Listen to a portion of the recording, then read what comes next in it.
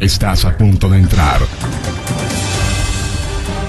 al espacio virtual de la comunidad médica Lobos, médicos especialistas de la Facultad de Medicina. Comenzamos.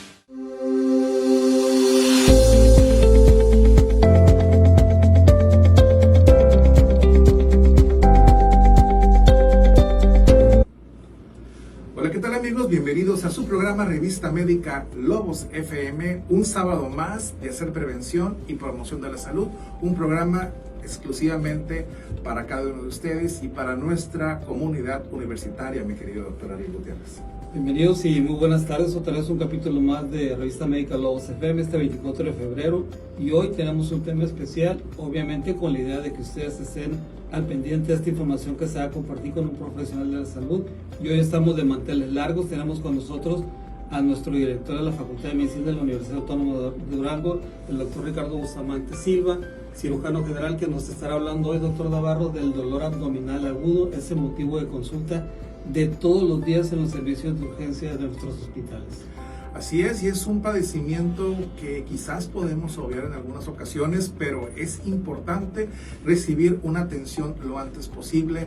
El doctor Bustamante nos ha dicho en muchas ocasiones este dolor que es en ocasiones incapacitante y que pensamos que podemos tratarlo con un analgésico y lo único que hacemos nada más es enmascarar ese dolor, y que pueden ser muchísimas cosas, pero este día está con nosotros el doctor Jesús Ricardo Bustamante Silva, y que vamos a hablar precisamente del tema de dolor abdominal agudo, enfermedad diverticular, que son enfermedades propias que aborda un cirujano.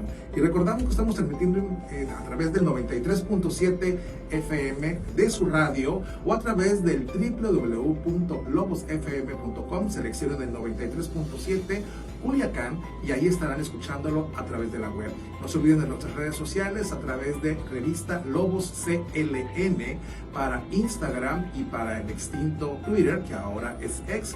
Y de igual forma estamos también transmitiendo en vivo a través de Facebook como Revista Médica Lobos FM, y de igual manera por la plataforma de nuestro canal de YouTube. Así es que tenemos muchísimas oportunidades, muchísimos lugares en donde poder ver nuestro programa, y lo importante de este programa es que ustedes transmitan, compartan este programa con cada uno de sus seres queridos, de sus amigos, con quien sea. Lo importante es que este programa esté en la mayor parte de los hogares de Sinaloa. Sí, y darle la bienvenida también a la comunidad universitaria y en especial a los alumnos de la Facultad de Medicina de la Universidad Autónoma de Durango. Y mencionábamos, doctor Navarro, la situación del tema que vamos a ver ahora, un tema de un padecimiento que todos los días llega a los servicios de urgencias. Hay un análisis estadístico que se hizo hace unos 2 o 3 años aquí precisamente en la ciudad de Culiacán, en donde de cada 10 consultas que se atienden en el área de urgencia, 3 pacientes van por dolor abdominal agudo. De esos 10 pacientes, 6 se irán a su casa con un manejo conservador y la vigilancia, pero tenemos un número de 3 a 4 pacientes de cada 10 que van a consulta por dolor abdominal que se tienen que quedar para una intervención quirúrgica. Y hoy centraremos ese tema en 2 temas importantes que en su momento van a requerir de un manejo quirúrgico, en lo que es el abordaje de una apendicitis aguda y una enfermedad diverticular. Y como decía al principio, pues tenemos de manteles largos porque tenemos el honor de tener ahora en cabina al doctor Ricardo Bustamante Silva, quien es director de la Facultad de Medicina de la Universidad Autónoma de Durango. Le damos la bienvenida para compartir este tema. Bienvenido, doctor, y muchísimas gracias por darnos este espacio de tiempo. Muchas gracias, Ariel, Juan Carlos, muchas gracias por la invitación. Claro que sí, con mucho gusto estoy aquí para compartir lo poco experiencia que pueda tener en estos años que tengo de servicio como cirujano general y también como médico general. Gracias por la atención. No, al contrario, doctor, gracias por darse el tiempo de estar con nosotros en Revista Médica.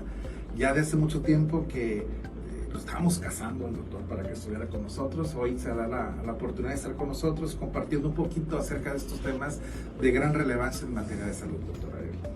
Y como todos los fines de semana, vamos a hacer la presentación de y la bienvenida al doctor. El doctor Ricardo Bustamante Silva es egresado de la Universidad Autónoma de Guadalajara, tiene especialidad en cirugía general por el Centro Médico de Oriente del Instituto Mexicano del Seguro Social en Puebla. Fue jefe del servicio del Hospital General de Subzona en Nabolato, también fue director de ese mismo hospital.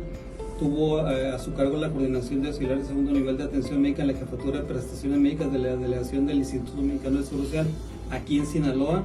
También estuvo como coordinador de prevención y atención de la salud ahí en la Jefatura de Prestaciones Médicas de la delegación del IMSS.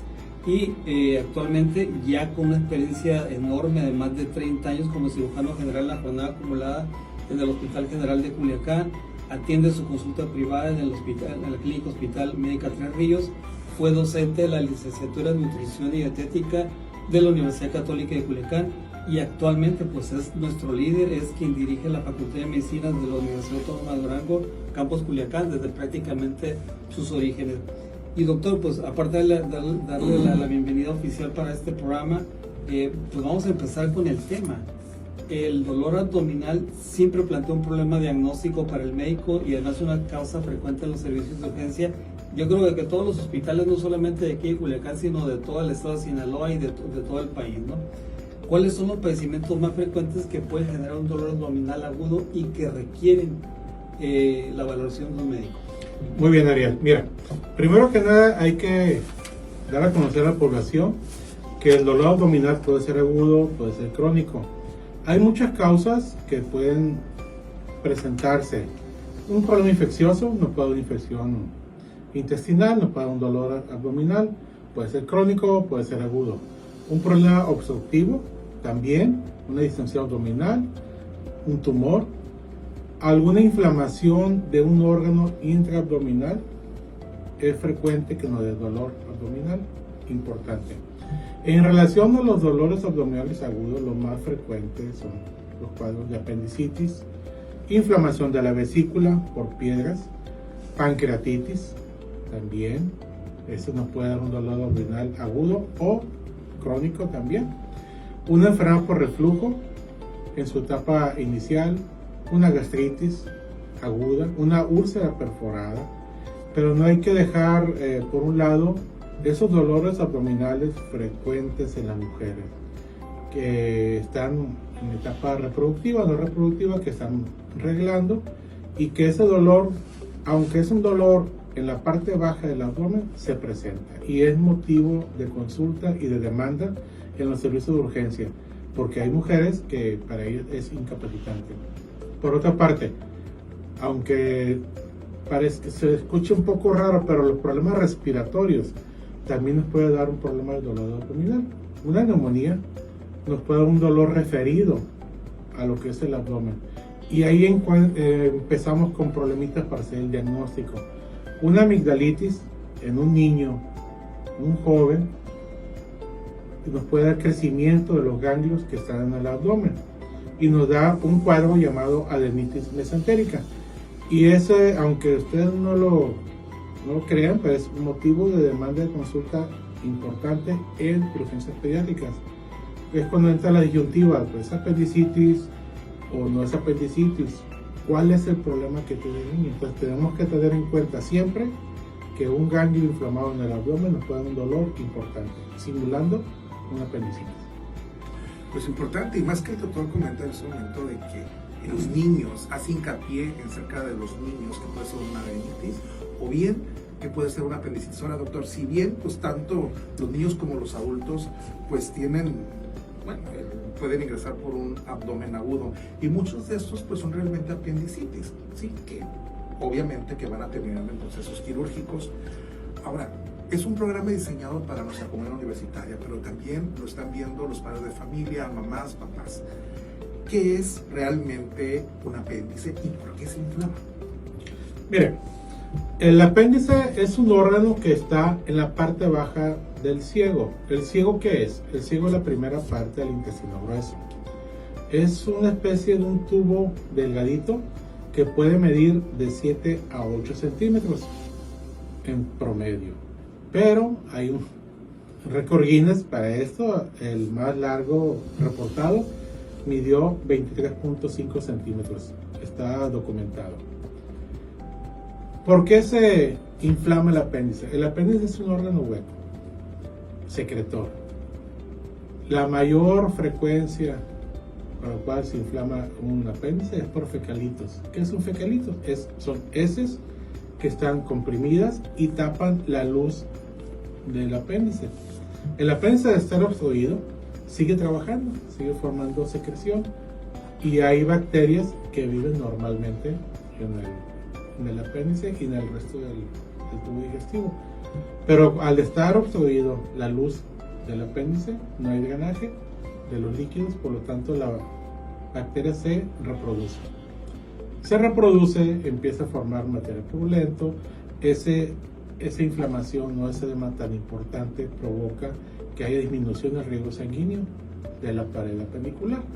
Nos condiciona que una parte del apéndice se pone primero negra, es decir, sin sangre, y posteriormente se perfora.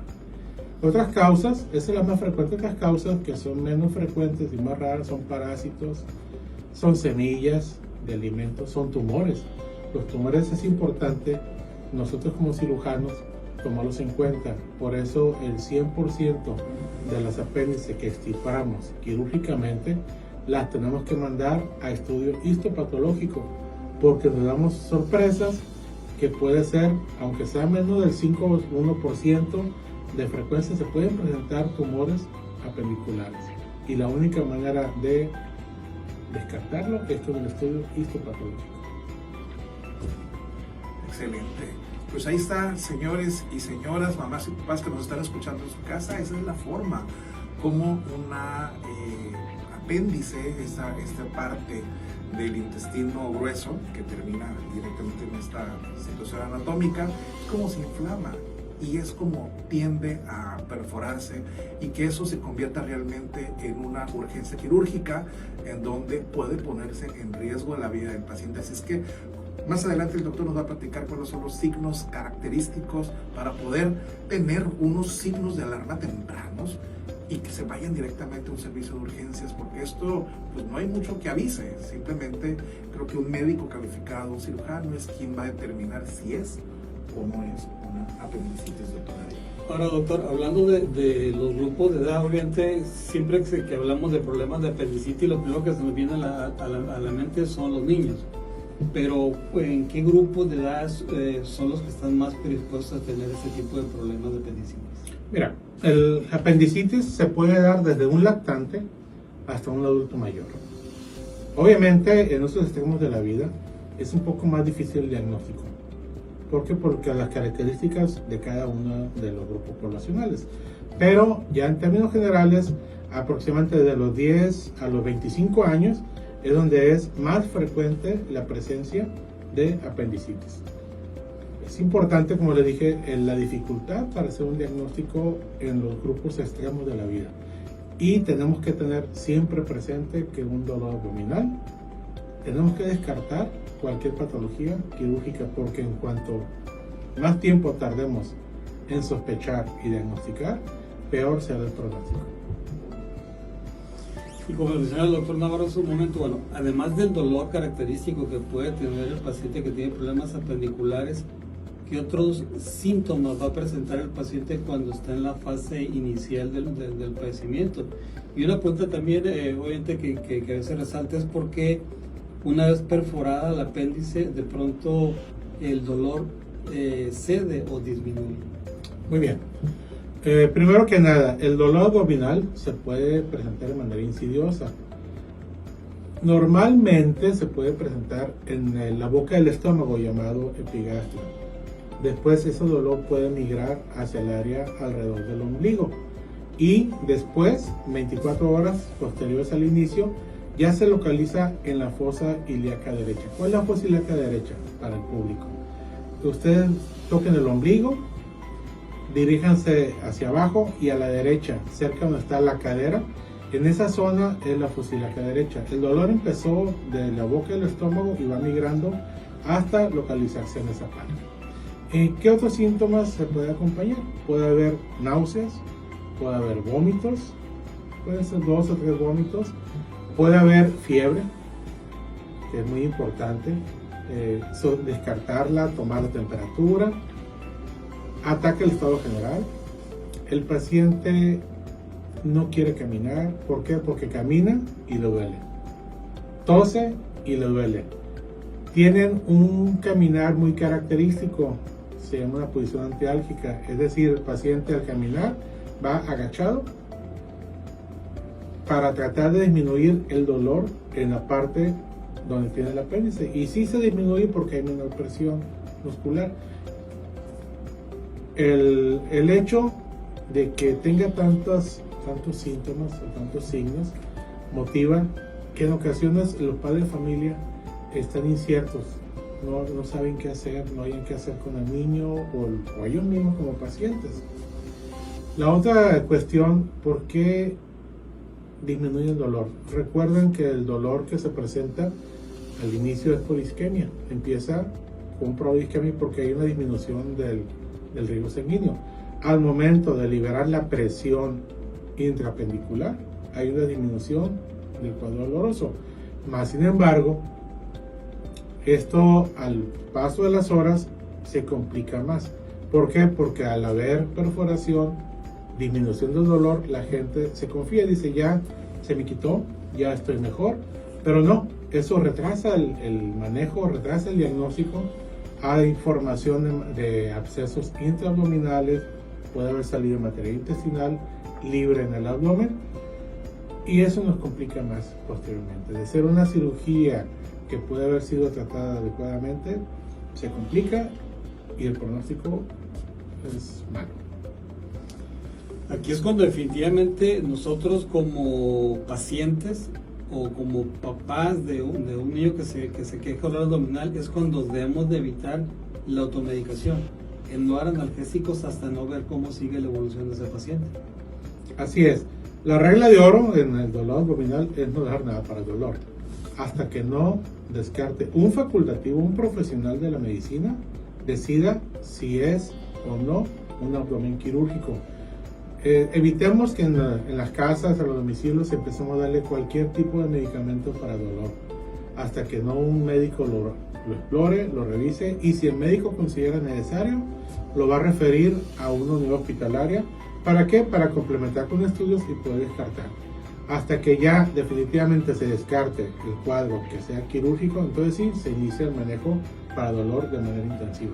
Pero sí es conveniente, padre de familia, esperar un poco para que tengamos un diagnóstico adecuado y un tratamiento adecuado para su paciente.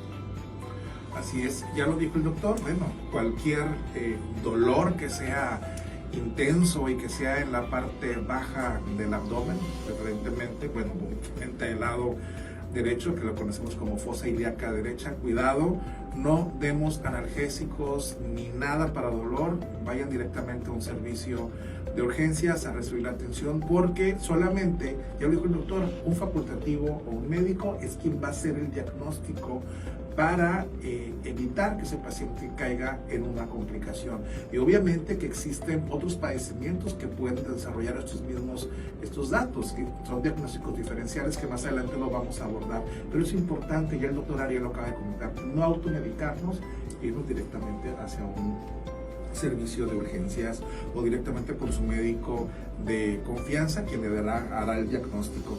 Ahora, en base a esto, doctor, ¿cuáles son los exámenes de laboratorio que normalmente en un servicio de urgencia o un servicio de cirugía se hacen para poder llegar con el diagnóstico de este paciente? Afortunadamente, los exámenes de laboratorio o gabinete que se tienen que realizar están al alcance de la mano. En nuestra ciudad de Culiacán tenemos posibilidad de hacer en cualquier momento cualquier estudio de laboratorio de gabinete, y también en las comunidades cercanas. ¿Qué exámenes son? Son exámenes básicos. Una biometría hemática, donde nos pueden mostrar si hay aumento de glóbulos blancos. Un examen general de orina es muy importante. ¿Para qué? Para descartar una infección de vías urinarias o una litiasis renoureteral, que también es un cuadro que nos puede simular un cuadro de abdomen agudo. Y la litiasis renoureteral y la infección de vías urinarias pues no se tienen que operar. Si es una mujer en edad reproductiva, es indispensable hacer una prueba inmunológica de embarazo. Tenemos que descartar que esa paciente esté embarazada. ¿Por qué? Podemos tener un caso de un embarazo ectópico roto. Y esa es una urgencia absoluta, porque no podemos dejar a un paciente con un embarazo ectópico roto que está sangrando y pone en peligro su vida de manera inmediata. Los estudios de gabinete son radiografías simples de abdomen. Ahí podemos revisar cómo se encuentran los órganos intraabdominales. El ultrasonido también se puede hacer, tiene un 85-86% de especificidad, pero el estudio gabinete, el estándar de oro es la tomografía. La tomografía es lo que nos da, de acuerdo a la guía de práctica clínica, el diagnóstico de certeza de apendicitis. Obviamente, este es un estudio que tiene que ser valorado e interpretado por un especialista, un radiólogo con experiencia en abdomen, para que nos dé un diagnóstico de certeza. La clínica es muy importante, los paraclínicos también son muy importantes, ¿sí? Y todo se conjunta para llegar a un diagnóstico oportuno. Bien, pues ahí está, esos son los estudios de gabinete, los estudios de laboratorio que están prácticamente al alcance. No hay nada extremadamente como, no sé, una resonancia magnética, una tomografía, ni nada por el estilo. Son prácticamente estudios de laboratorio. Es una batería, doctor, de estudios prácticamente muy básicos que solamente el clínico es el que va a poder interpretarlos. Así es que si se los hicieron y lo dieron de alta, y no se lo va a llevar a la vecina, por favor, ni a la comadre, dígaselos directamente a ese profesional, porque es donde van a tomar una mejor decisión. Es apendicitis, doctor, por clínica, por laboratorio y por gabinete. ¿Cuál sería el protocolo? ¿Cuál sería el ritual quirúrgico para poder solucionar este problema? Bueno, tomen en cuenta que la apendicitis se opera en el momento en que se diagnostica. No podemos diferir el manejo. La apendicectomía puede ser abierta o actualmente también puede ser laparoscópica, dependiendo de la unidad hospitalaria y el personal profesional que los atienda. Esos son los procedimientos que se tienen que hacer. Ahora, es muy importante hacerlo a la brevedad posible para evitar las complicaciones. Pues ahí está, doctor Ariel, pues debe de ser una atención inmediata y oportuna con el fin de evitar complicaciones de mañana. Una situación importante, doctor, aquí también reviste lo que serían las complicaciones tanto trans o postquirúrgicas, pero también las complicaciones cuando una apendicitis una cirugía no se realiza a tiempo. ¿Cuáles son estas y cuáles son los riesgos? Cuando un paciente se difiere su atención quirúrgica por lo que guste, porque llegó tarde, porque viene de la sierra, porque llegó, había mucha gente, etcétera, puede complicarse si el apéndice se perforó, por ejemplo. Se perforó, puede haber un absceso abdominal, puede haber una necesidad de reoperar a esos pacientes para lavar su abdomen. Puede haber también, si es una apendicitis complicada que ya tiene 3, 4, 5 días y apenas se va a hacer el diagnóstico, hemos tenido que incluso tener que extirpar el colon derecho. ¿Por qué? Porque la infección va subiendo, va afectando los órganos vecinos. Es malo, pero bueno, hasta ese grado puede llegar, y más hay casos de mortalidad de apendicitis, lo cual no debería existir porque todos los medios hospitalarios al alcance de toda la población, pero el retraso en la atención, en la llegada a solicitar la atención, ha condicionado que en algunos pacientes ha habido defunciones. Son escasas, pero sí se presentan. Y en cuanto al pronóstico, después de que se hace la cirugía, ¿cuáles son los cuidados postoperatorios de los pacientes? Porque de hecho aquí en Culiacán debe haber más de algún paciente que fue operado el apéndice en las últimas 24 horas. ¿Cuáles son los cuidados que tienen que tener en cuanto a lo que es actividad física, alimentación, etcétera? Si fue una apendicitis el cual no estuvo complicada, esos pacientes por lo general duran 24 a 36 horas hospitalizados.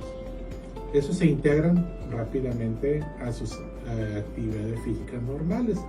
A los 8 días, 10 días posterior a la cirugía, todo, retiro de puntos, cuidar mucho su alimentación, evitar las comidas con mucha grasa, con mucha harina, evitar alimentos que fueron mucha gas para evitar distensión abdominal.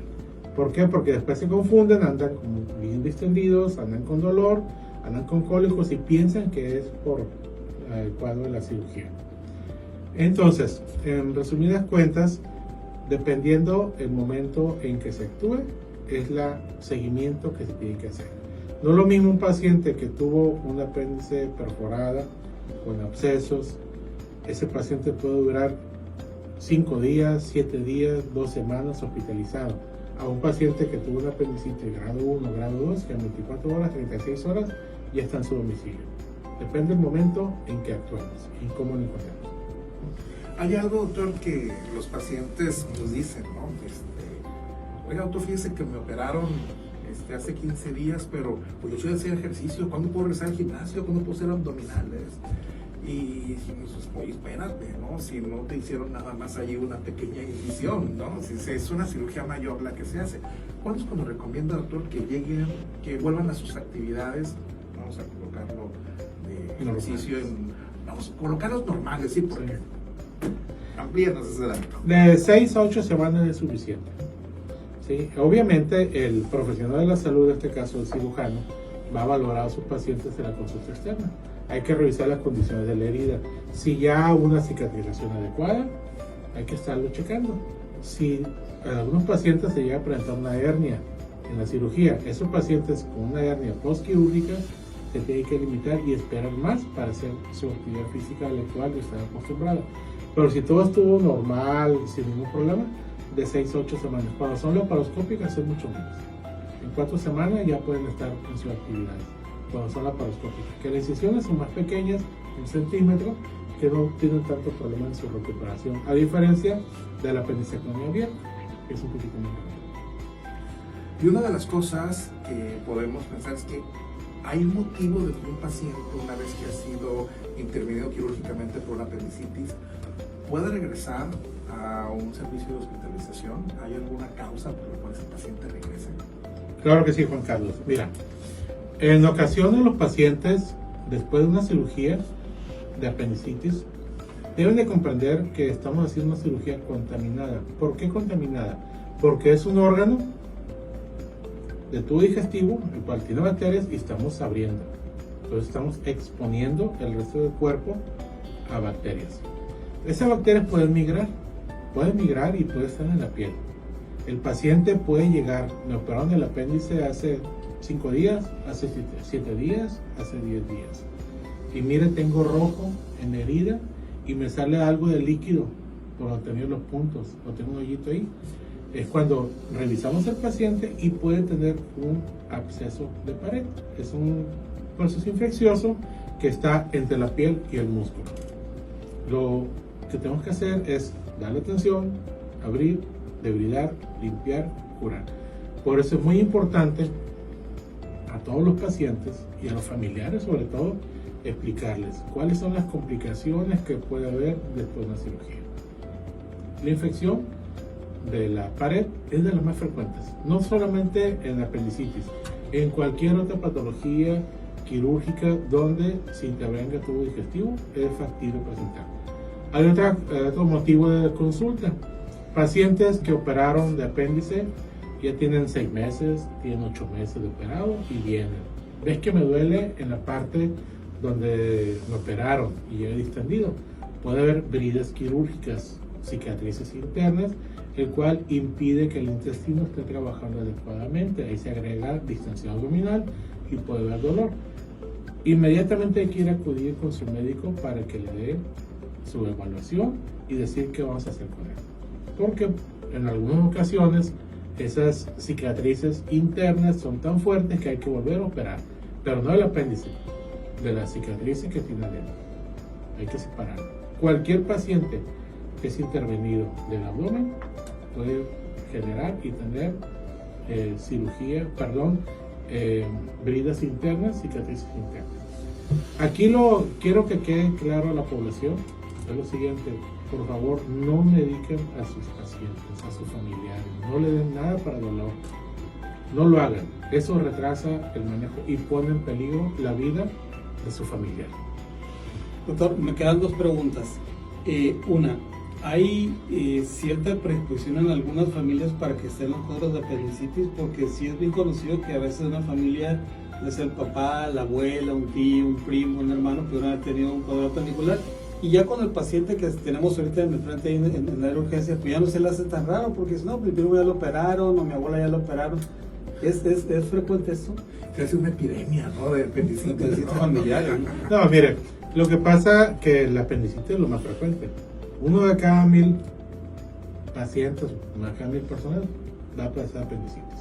Y si vemos que lo más frecuente es por fecalitis y va relacionado, va ligado con la alimentación, si la alimentación de ese mismo grupo familiar, es posible que sea frecuente, pero no porque la familia tenga alguna predisposición genética, sino porque tiene mucho que ver el tipo de alimentación. ¿Sí? Pero no se queden con la idea de que si a mi abuelito le dio apendicitis, a mí me va a dar. No. Es un padecimiento muy frecuente. Ahora, ligado con esa situación de lo que, como dice usted, de la tentación de que alguien puede tener un cuadro apendicular, en últimas fechas hemos visto la tendencia de hacer apendicectomías profilácticas. Es recomendable, usted mencionaba al principio del programa de que el apéndice tiene una función, ¿sí? Y tiene una función importante en lo que es el sistema inmunológico. Bueno, ¿qué tanto nos puede afectar que a nosotros nos quiten el apéndice sin necesidad de que sea retirado? Yo no lo recomiendo, por lo siguiente. Como les dije ahorita, hay complicaciones. Si retiramos sin necesidad el apéndice, podemos contaminar.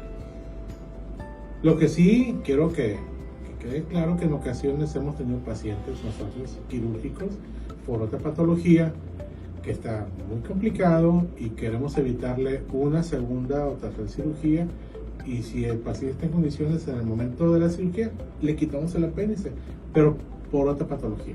Un problema, por ejemplo, de un tumor, les evitamos que después de la apendicitis un paciente con un tumor, por ejemplo, o otro tipo de enfermedades, pero con el paciente ya abierto. Y obviamente a la familia y al paciente les avisamos: vamos a hacer esto y queremos hacer esto. Si usted está de acuerdo, perfecto.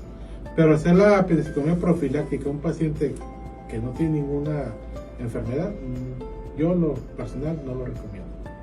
Pues ahí está la recomendación del experto que nos acompaña el día de hoy. Estamos platicando con el doctor Jesús Ricardo Bustamante Silva, cirujano general, con el tema de apendicitis. Así es que, pues síganos por el 93.7 FM. Así es que los invitamos a continuar con la segunda media hora. El doctor sigue con nosotros con un tema relevante en materia de salud. Regresamos en un momento por el 93.7 FM, Lobos FM.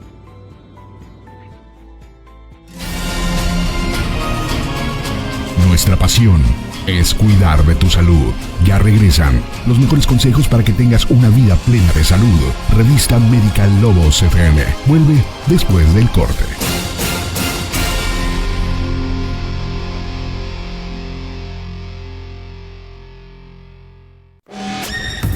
Te ayudamos a alcanzar la mejor versión de ti. Cuida de tu salud de la mano de los profesionales. Ya estamos de vuelta en la revista Médica Lobos FM.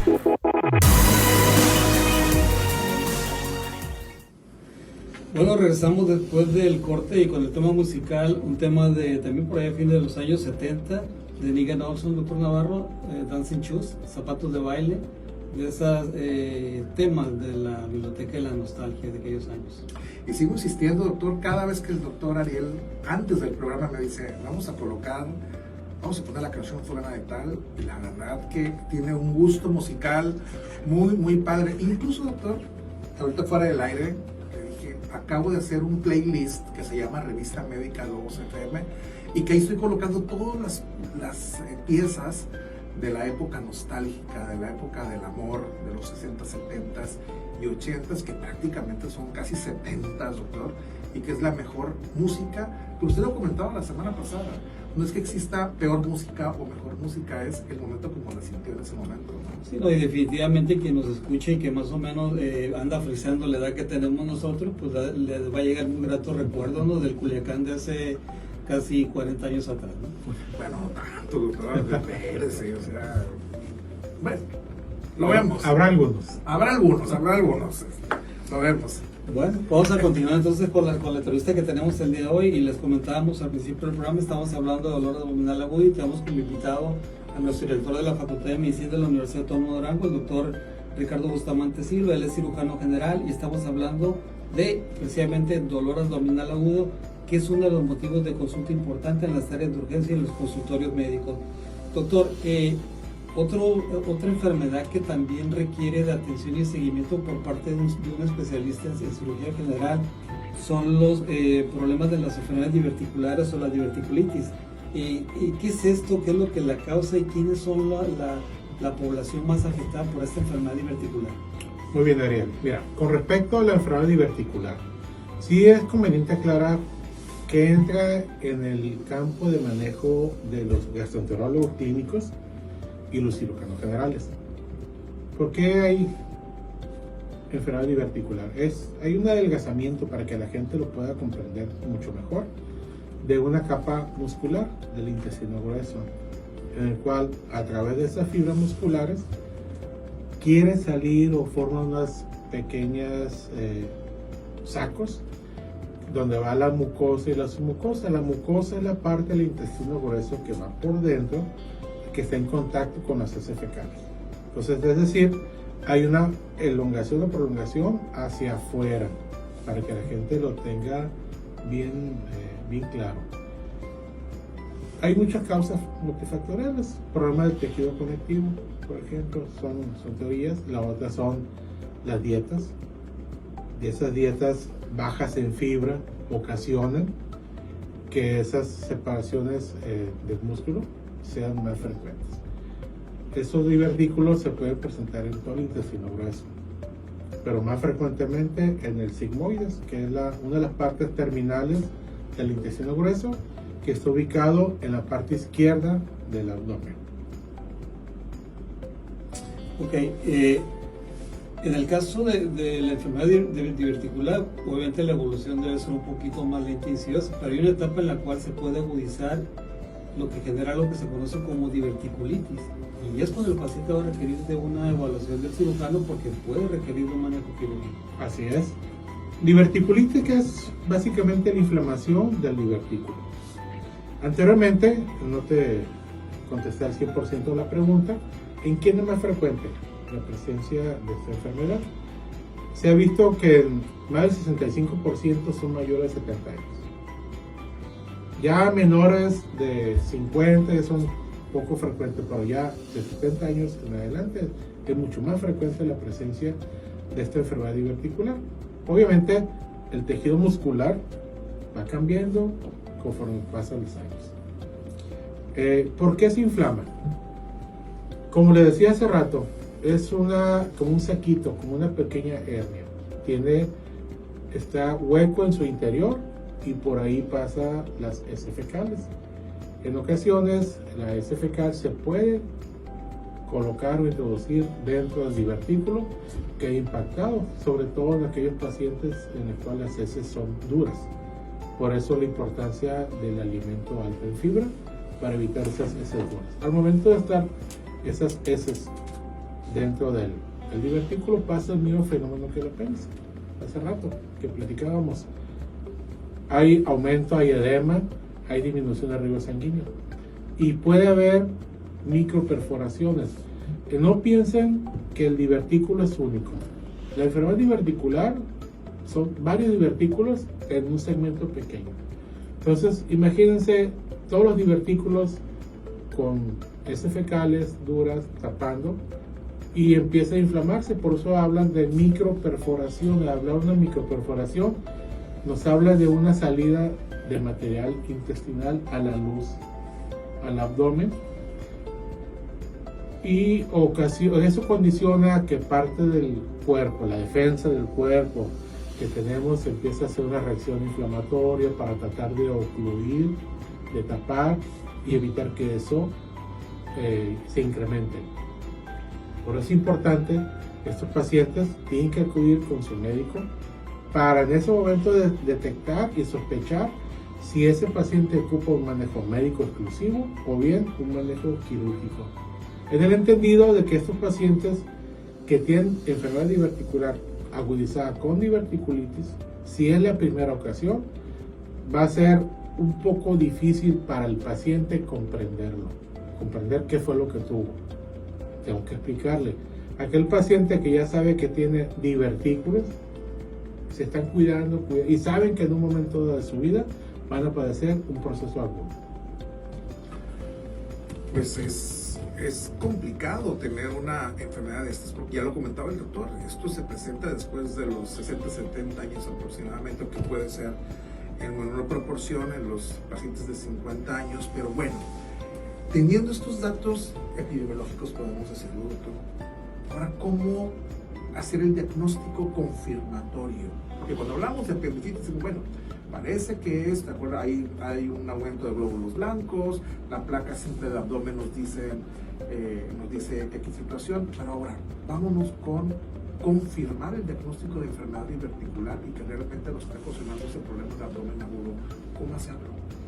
Bueno, primero para hacer un estudio confirmatorio hay que sospechar. Hay que sospechar del diagnóstico.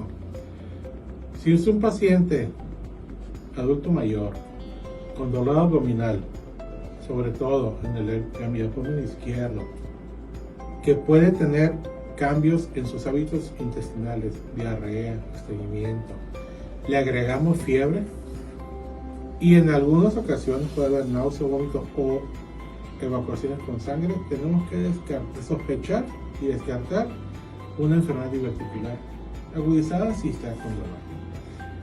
En el momento agudo, el estudio que tenemos que hacer es una tomografía. La tomografía nos va a mostrar el proceso en ese momento tal cual. En la diverticulitis no podemos hacer otro tipo de estudios invasivos porque está en un proceso agudo. Si hacemos un estudio invasivo, podemos perforar más el colon.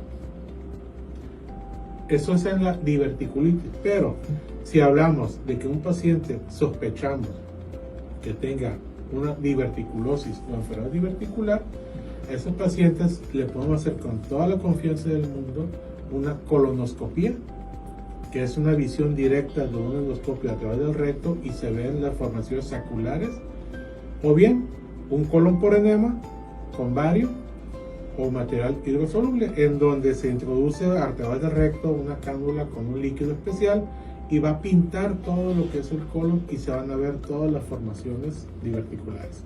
Con eso podemos hacer el diagnóstico definitivo, dependiendo del caso, diverticulitis o enfermedad diverticular.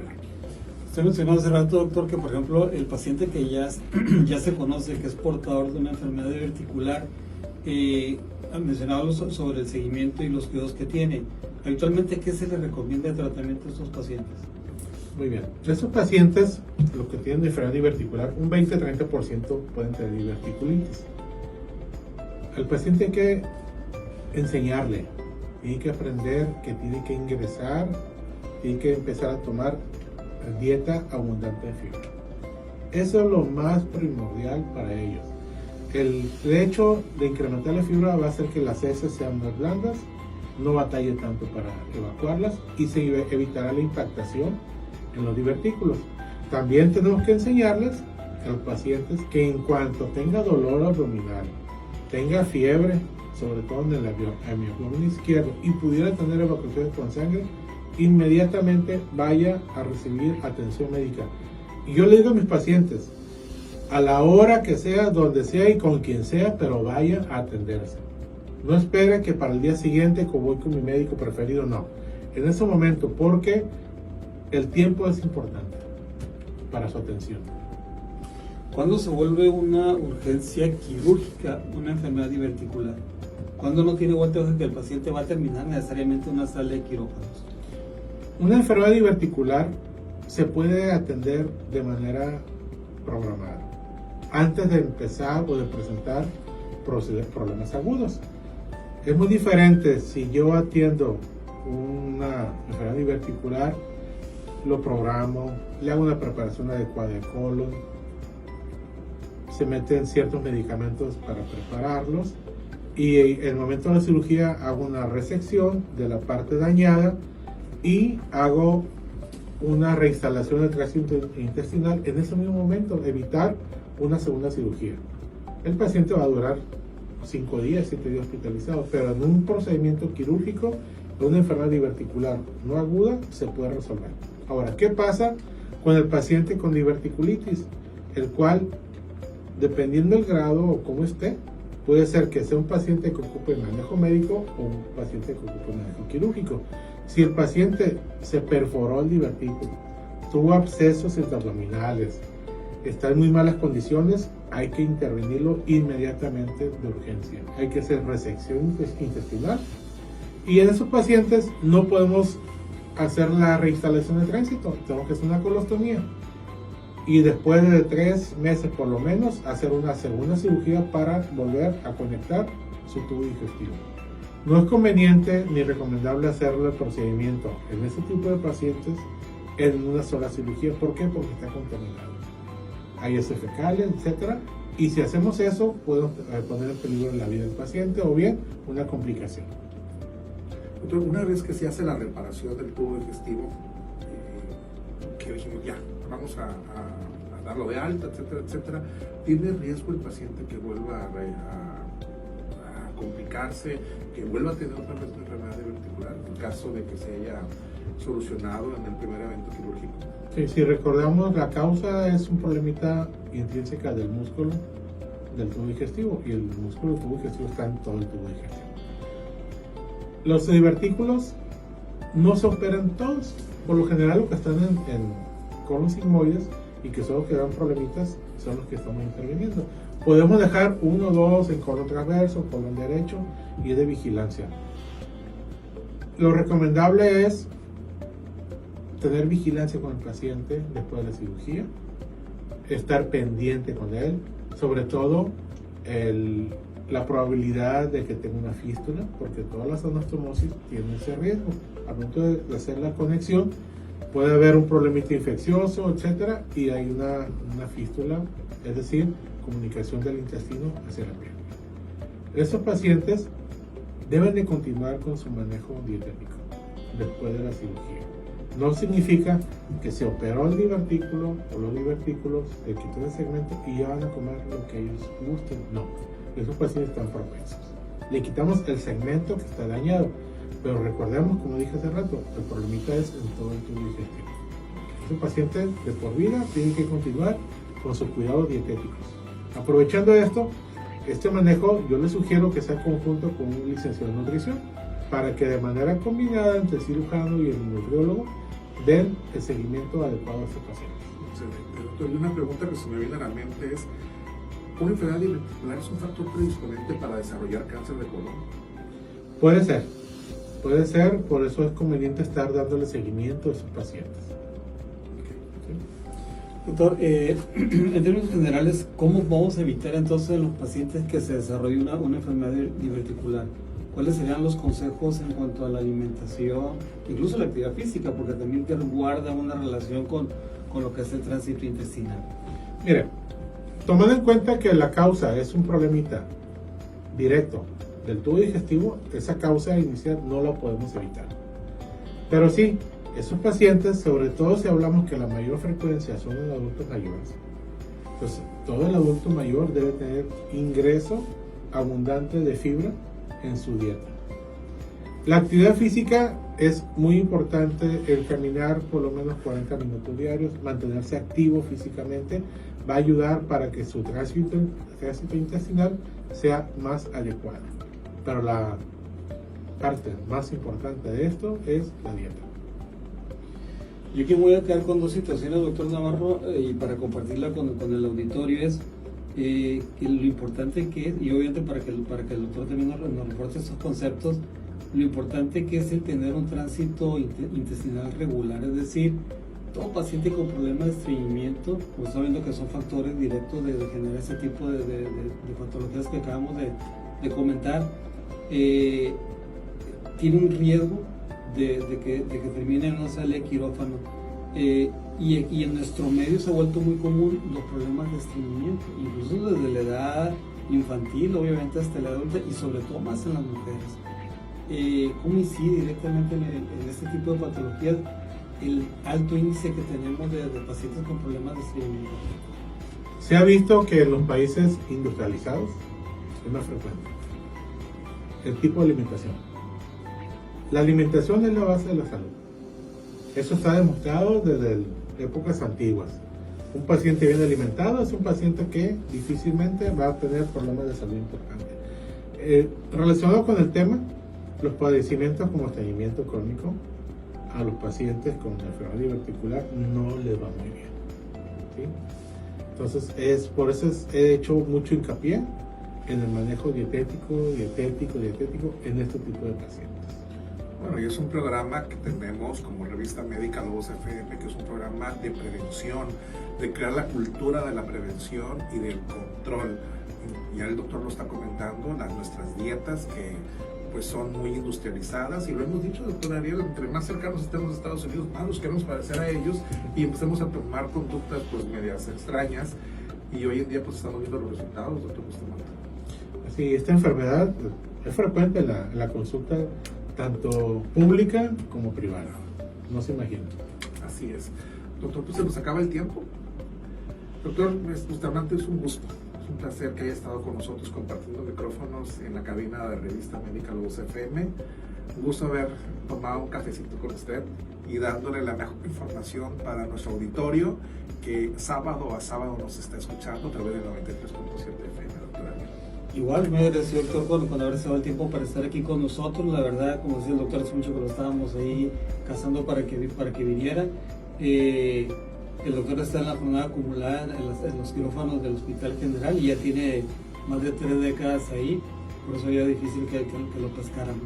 Pero bueno, agradecido con usted por el tiempo. La verdad que todos los conceptos que nos acaba de compartir han sido muy aleccionadores y obviamente que para el auditorio han sido también muy útiles. Y bueno, con eso nosotros llenamos la expectativa del programa, ¿no? De tratar de hacer una medicina preventiva, y en este proyecto de esfuerzo que se tiene junto con la dirección de la Facultad de Medicina y con Radio Lobos FM. Muchas gracias, Ariel, muchas gracias, Juan Carlos, y claro, espero próximamente volver a venir, si me vuelven a invitar, y dar los tiempos. Con mucho gusto, aquí estaré para apoyar. Pues esta es su casa, doctor, y pues agradecemos a todos quienes hicieron posible que Revista Médica Lobos FM este día estuviera al aire. Agradecemos al maestro Francisco Javier Gándara Carrete, director del campus, a nuestro director, doctor Ricardo Bustamante Silva, a Jocelyn Pacheco, que está aún un poquito enfermita, que pronto va a regresar, a David Castro, que está en el máster, y a todos ustedes que hacen que este programa sea posible. Pues excelente fin de semana, y como todos los sábados les encargamos, cuiden mucho a sus niños. Y nos vemos el próximo fin de semana con un tema importante en salud. Los profesionales de la salud te esperan en nuestra próxima emisión. Descubre los mejores consejos para llevar una vida de calidad para ti y tu familia. Sintonízanos la próxima semana. Revista Médica Lobos FM. Hasta la próxima.